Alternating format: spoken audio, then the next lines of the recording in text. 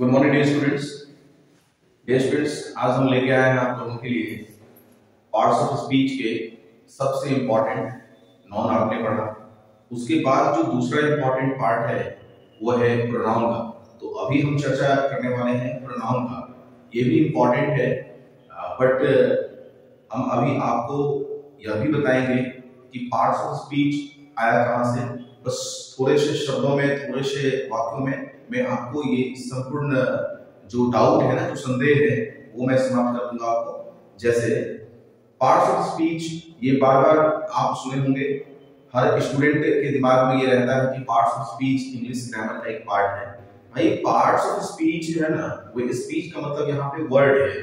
ये जो सारे अभी हम लोग पढ़ रहे हैं, इससे पहले क्लास में जो पढ़े वो पार्ट्स ऑफ वर्ड है। तो पार्ट्स ऑफ वर्ड के पहला जो इंपॉर्टेंट पार्ट है वो है नाउन का, जो पहले क्लास में आपने देखा।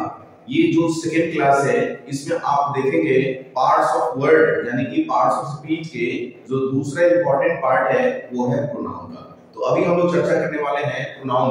अब देखेंगे प्रोनाउन क्या है, इसका डेफिनेशन क्या हो सकता है, एग्जाम्पल क्या हो सकता है, इसके कितने पार्ट्स हैं, ये सब चीज हम अभी देखेंगे कि प्रोनाउन क्या है, इसके कितने पार्ट्स है। फिर इसके बाद हम यह देखेंगे कि प्रोनाउन का काम क्या है, फंक्शन ऑफ प्रोनाउन। जिस तरह से फंक्शन ऑफ नाउन आपने पढ़ा इन योर प्रीवियस क्लास, ऐसे अभी हम देखेंगे कि फंक्शन ऑफ प्रोनाउन। उससे पहले देखते हैं हम लोग कि प्रोनाउन क्या है और इसके कितने पार्ट्स हैं। डियर स्टूडेंट्स, आप अगर इस चैनल को सब्सक्राइब नहीं किए हैं तो जरूर सब्सक्राइब कर लीजिए, लाइक कर लीजिए, ताकि वीडियोस आप तक हमेशा पहुंचता रहेगा। तो अब हम लोग बारीकी से देखते हैं, आप अंत तक इस वीडियो में बने रहेंगे। देखिए प्रोनाउन इट मींस इन हिंदी सर्वनाम होता है। प्रोनाउन मींस क्या होता है? सर्वनाम होता है।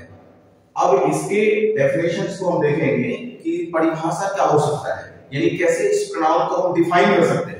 तो डिफाइन करने का जो तरीका है ना, वो एक नहीं है, हजारों तरीका है। परिभाषा डेफिनेशन का मतलब ही होता है कि जिस भाषा को आप आसानी से समझ ले वो प्रोनाउन होता है। तो प्रोनाउन का जो ये सबसे पहला जो सेंटेंस लिखा हुआ है, ये डिफाइन करने के लिए ये इंपॉर्टेंट है। अब इसका मतलब आपको समझना बेहद जरूरी है। A word which stands for noun, a word which stands for noun, मतलब एक ऐसा शब्द जो खड़ा होता है किसके लिए? नाउन के लिए। नाउन के लिए जो शब्द खड़ा होता है डियर स्टूडेंट्स, उसे हम लोग बोलते हैं प्रोनाउन। नेक्स्ट जो डिफाइन करने का सेंटेंस है वो नेक्स्ट डेफिनेशन आप देखेंगे, a word stands for person, place और थिंग, यानी कि एक ऐसा शब्द जो पर्सन, प्लेस और थिंग इसके जगह पे आके अपना स्थान ग्रहण कर ले, उसे हम लोग प्रोनाउन बोलते हैं। Third, a word comes at the place of noun. तीसरा जो इंपॉर्टेंट चीज है, a word comes at the place of noun, यानी कि नाउन के जगह पे जो शब्द आके प्रयुक्त हो जाता है उसे हम लोग क्या बोलते हैं? उसे हम लोग प्रोनाउन बोलते हैं, हिंदी में सर्वनाम बोलते हैं। उसके बाद देख लीजिए, a word which comes in lieu of noun, यानी कि नाउन के बदले में जो शब्द प्रयुक्त होंगे सेंटेंस में उसे हम लोग क्या कहेंगे? प्रोनाउन कहेंगे।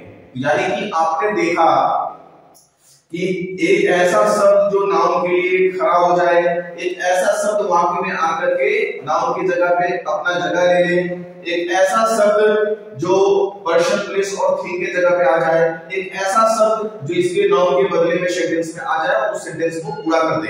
तो ऐसी चीज को हम क्या बोलते हैं? प्रोनाउन बोलते हैं। ये बहुत आसान डेफिनेशन है और इससे सीधा हिंदी में एक चीज समझ लेना है कि अब आप यह देखते होंगे किसी विद्यालय में, किसी महाविद्यालय में, स्कूल, कॉलेज जब हम बात करते हैं तो उसमें अगर प्रिंसिपल साहब एब्सेंट हैं तो प्रिंसिपल साहब का काम कौन करते हैं? यानी कि प्रिंसिपल साहब का जो चार्ज जिनको मिला है या प्रिंसिपल साहब का जो चार्ज लिए हैं वो काम करते हैं उनका। तो प्रिंसिपल साहब नहीं है, उस जगह पे जो साहब काम कर रहे हैं वो साहब क्या हो जाएंगे? प्रोनाउन हो जाएंगे। मान लेते हैं कि आपके घर में पापा आपके गार्जियन हैं।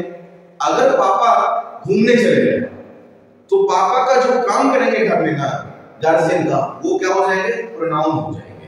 अब प्रोनाउन तो आप समझ गए होंगे लेकिन इस प्रोनाउन के जो पार्ट्स है ना, जितने किसी किसी पुस्तक में 8 है, किसी में 9 है, किसी में 10 है, किसी में 11 है, किसी में 12 है। तो इस पार्ट्स को हम लोग बाद में देखेंगे, लेकिन इससे पहले डेफिनेशंस देख लिए आप प्रोनाउन का, प्रोनाउन के बारे में समझ गए, तो अब एग्जांपल भी देखना जरूरी है। तो अब एग्जांपल देखेंगे स्टूडेंट्स प्रोनाउन का, कि प्रोनाउन कैसे सेंटेंस में आता है और हम लोग कैसे उसको समझ पाएंगे। तो सेंटेंस एज फॉर एग्जांपल आप देख लीजिए, एक सेंटेंस है आपके सामने लिखा हुआ, so simple sentence, Ram goes to Patna, Ram goes to Patna, Ram Patna जाता है, राम गोज टू पटना। अब इसमें आप देखेंगे जो नाउन है उस नाउन के जगह पे हम क्या चीज प्रयुक्त कर सकते हैं, क्या चीज हम यूज कर सकते हैं। तो यहाँ पे है राम, ये नाउन है। अब इसके जगह पे हम क्या यूज कर सकते हैं, तो इसके जगह पे हम ही यूज कर सकते हैं, इसके जगह पे हम ही यूज कर सकते हैं। यहीं पे अगर किसी लड़की का नाम होगा सीता गोज टू पटना, तो फिर हम उसके जगह पे क्या यूज करते हैं, देख लेते हैं। अगर एक सेंटेंस हम सीता से बना ले, सीता गोज टू पटना, अगर हम सीता से ये बना लेते हैं, ये जो सीता है ना, इसके जगह पे हम सी का यूज कर सकते हैं, यानी ये इसमें सी प्रोनाउन हो गया, इसमें ही प्रोनाउन हो गया। अब इसके बाद जो हम एक और सेंटेंस लिखे हैं, ये देखिए, सुमन एंड रमन आर ब्रदर्स, यानी कि सुमन और रमन ये दोनों भाई हैं। तो अब इसमें दो नाउन है, एक सुमन है और दूसरा रमन है। तो रमन एंड सुमन या सुमन एंड रमन आर ब्रदर्स। अब इस दोनों भाई के जगह पे हम क्या यूज कर सकते हैं भाई, इस दोनों भाई के जगह पे हम दे का यूज कर सकते हैं। तो ये जो दे है ना, ये दे क्या हो जाएगा, प्रोनाउन हो जाएगा, प्रोनाउन हो जाएगा। यही यानी कि इस नाउन के जगह पे हम इसको यूज कर दिए, अब ये प्रोनाउन कहलाएगा। क्या कहलाएगा, प्रोनाउन कहलाएगा। इस नाउन के जगह पे हम ही को यूज कर दिए, फिर भी सेंटेंस पूरा है, यानी कि ये प्रोनाउन हो जाएगा। यहाँ पे सीता गोज टू पटना, सीता के जगह पे हम सी यूज कर दिए, तो यानी कि ये सी प्रोनाउन हो जाएगा। अब आप समझ रहे होंगे कि प्रोनाउन क्या होता है। अब इस प्रोनाउन के पार्ट्स भी हैं, तो प्रोनाउन के पार्ट्स हैं, इस पार्ट्स में सबसे ज्यादा इंपॉर्टेंट चीज है ना, वो क्या देखिए लिखा हुआ है, पर्सन। यानी पर्सन को आपको समझना पड़ेगा। जब आप ये पर्सन समझ लेंगे तो शायद प्रोनाउन का जो डाउट्स है, अब देखिए कॉम्पिटिटिव एग्जामिनेशंस में क्या होता है, अब जो स्टूडेंट्स कॉम्पिटिशन का तैयारी कर रहे होंगे, प्रिपरेशन कर रहे होंगे, उनके लिए भी इंपॉर्टेंट है। ये चूंकि फ्री साइज मैंने जो बताया, ये उनके लिए भी इंपॉर्टेंट है जो 11th और 12th में है, जो उससे नीचे है, या जो ग्रेजुएशन में है, या जो किसी कॉम्पिटिशन का तैयारी कर रहे हैं, उनके लिए भी इंपॉर्टेंट है। क्योंकि कॉमन एरर्स है भाई, वो नाउन से भी होता है, प्रोनाउन से भी होता है, पार्ट्स ऑफ स्पीच के जितने भी पार्ट्स है ना, सबसे होता है कॉमन एरर्स। तो इस कॉमन एरर्स में हम कैसे पिक आउट करेंगे। अब यहाँ पर देख लेते हैं, कभी-कभी कॉमन एरर्स में होता क्या है कि राम गोज टू पटना, यहाँ पे ये डाल देगा सी, यानी कि यहाँ जो प्रोनाउन है नहीं, इसके जगह पे डाल देगा सी। तो इसमें कहेगा कि आपको करेक्ट करने के लिए, तो राम का जो ये प्रोनाउन यूज करेंगे ना, तो ही हो जाएगा, सी नहीं होगा। सी लड़कों के लिए होगा। अगर किसी वस्तु का, जगह का, या जो नॉन लिविंग थिंग्स है, अगर उसका नाम होता है, तो फिर वहां पे हम इट यूज करते हैं। क्या यूज करते हैं, इट यूज करते हैं। फिर उसमें सिंगुलर और प्लूरल की बात होती है, तो फिर इसके नेक्स्ट क्लास में हम लोग देखेंगे।